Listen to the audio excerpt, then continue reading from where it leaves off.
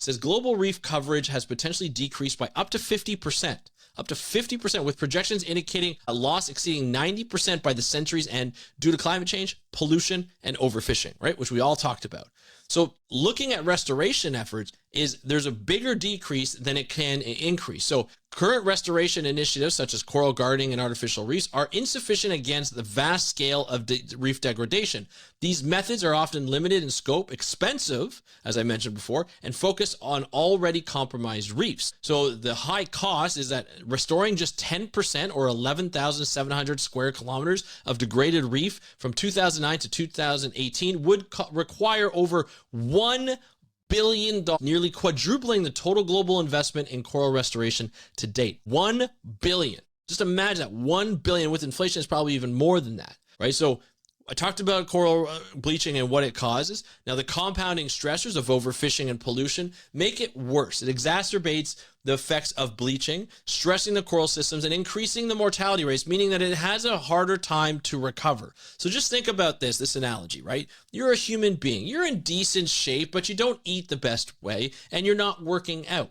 But you stay healthy, you walk a lot, say you have dogs and you go out and you walk a lot and you do a little bit of exercise, say here in Canada you play hockey, maybe in the States you're playing flag football or you're playing lacrosse or you're playing soccer, you're active, right? But you have all these other stressors. You're not eating properly and you're not working out as much as you should, and that stressor can really happen. So if something happens, then the stressors make things worse. It doesn't help in your recovery get to a healthier place. So by maintaining that health and taking away all these extra factors like eating unhealthy or not working out as much as you should, that would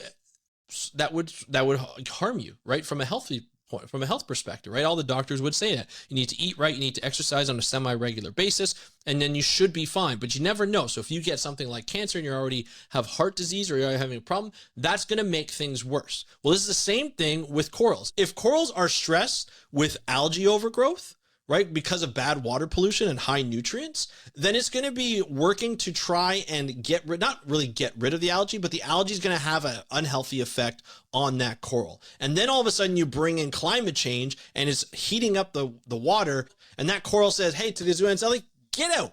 Go to your room. I don't want you in here right now. It's too hot. You're causing some trouble. I need to figure this out. I got algae overgrowth. I've got high temperatures. I've got sediment coming in from coastal development. I've got, somebody's trying to fish all over us and we can't get the parrotfish to take the algae off. This is awful. We can't do this. We can't have all of this stuff happening at the same time.